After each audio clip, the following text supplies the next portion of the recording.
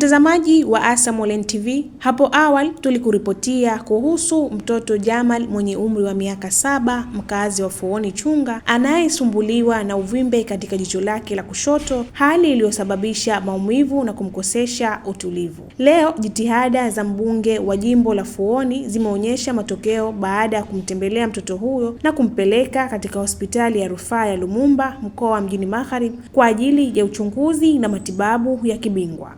Akizungumza na ASAM Online TV, daktari bingwa wa magonjwa ya macho Dr. Yusuf Said Ahmad amesema uchunguzi wa awali umebaini kuwa uvimbe huo si wa saratani, na hapa anaongea. Tumempokea mtoto Jamal M. Ali katika hospitali ya Lumumba. Mtoto huyu ana tatizo la neurofibromatosis katika jicho lake ambayo imeathiri jicho lake la kushoto. Ugonjwa huo ni kawaida unashambulia neva. Tukisema neva ni mfumo wa neva ambao unasababisha mauvimbe ambao ulikuwa si wa kansa. Mmoja matibabu aliyopata mtoto huyu ni kufanyiwa evisceration. Manake uliathiri jicho la kushoto na kusababisha kutolewa kwa jicho lake la kushoto. Baada ya hapo alipandikizwa jicho la bandia akawa analitumia. Sasa hivi karudi. Matatizo yalifanyika kama akiwa mtoto na miaka 3. Kwa miaka 4 mizima akawa anaenda zake kliniki tu kawaida. Lakini leo karudi uvimbe umeongezeka zaidi. Anasema pia analalamika maumivu pamoja na kutoa uchafu. Wakati wa kumwangalia huyo hapo tumegundua ana uvimbe ambao una maumivu ukimgusa, lakini sio maumivu makali. Pia ana tongo na jicho alikuwa nalo la bandia hana mtoto. Kwa hivyo mtoto huyu tutamlaza kwa ajili ya vipimo na tutakusanyika kwa daktari tofauti, kwa sababu anahitaji daktari wa kichwa amwangalie, daktari anahusiana na sura pia amwangalie. Baada ya hapo ufafanuzi wa vipimo, anatakiwa kama vitagundulika chochote anahitajika kurejeshwa au kurifaiwa. Manake mtoto huyu alitibiwa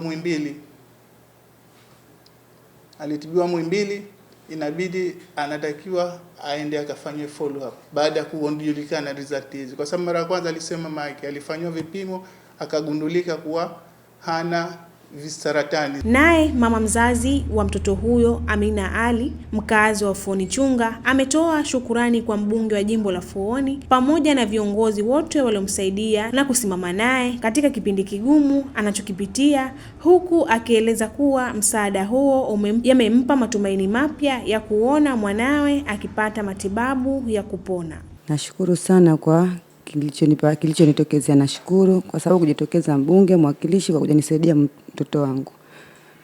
Kwa hivyo shukrani nyingi ziende kwa wao waliojitokeza kwa muda mfupi tu baada hili tukio. Limenipa faraja kubwa sana. Sababu sikutarajia kama inawezekana ikatokea ghafla hivi. Kwa hivyo imenipa faraja na amani kabisa. Kwa hivyo nawapa shukrani sana wabunge wetu na mwakilishi wetu. Matarajio yangu natarajia mwanangu atapata matibabu kwa ufasaha au kwa umakini kabisa. Uzima mwanangu ndio furaha ya mzazi. Kwa hivyo tunachotarajia kwamba mbunge na mwakilishi wakaambatana pamoja na madokta, naamini mwanangu atatibiwa na atapoa. Kaonesha moyo mkubwa. Yaani ndani ya masaa 7 yeye kashajitokeza. Tuseme katika majimbo yote sisi tuloenda, watu wanamaliza, tuseme viongozi wanamaliza masaa siku, wengine wanapata hata siku 5, siku 6. Lakini kwa kile mheshimiwa mbunge jimbo la Fuoni Chunga kidogo imekuwa tofauti, na yeye mwenyewe anasema kalibeba kiukubwa, na kwamba yeye mwenyewe anahakikisha kwenye jimbo lake hakuna mjane, mgonjwa wala mlemavu yoyote ambaye hajaorodheshwa.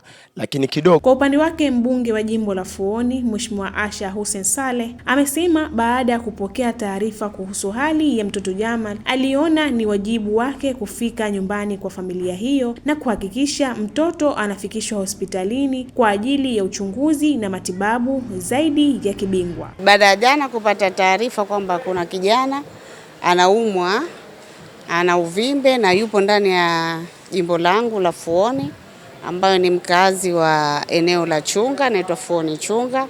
Kwa hiyo leo asubuhi nikaamua kumtembelea ili kuona afya yake inaendeleaje.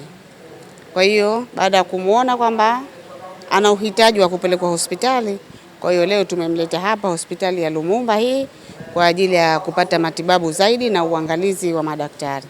Lakini tulivyokwenda hapa, madaktari wameeleza kwamba huyu kwanza alikuwa amewekewa jicho la bandia, lakini mama mzazi jicho lile la bandia halijui liko wapi.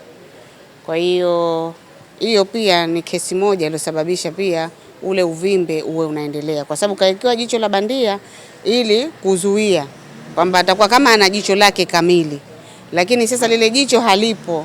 Kwa hiyo ule uvimbe unazidi kushuka kutokana na lile jicho halipo. Kwa hiyo jicho halipo, halifunguki, kwa hiyo haliwezi kusafishika, na ndio maana unatoka uchafu. Ule uchafu ni tongotongo ambazo hawezi kumsafisha vizuri kwa sababu pamefumba. Kwa hiyo hapa tumefika, wamemwangalia madaktari na wamesema watamlaza ili kukutana madaktari bingwa waweze kukutana na kumwangalia zaidi. Na wasihi wananchi wote wa Fuoni pamoja na waishio Zanzibar, wanapopatwa na changamoto za watoto, kwanza tukimbilie katika vituo vya afya, kwa sababu Daktari Rais Mwinyi anajitahidi. Dawa zipo, madaktari wapo na mahospitali mazuri yapo.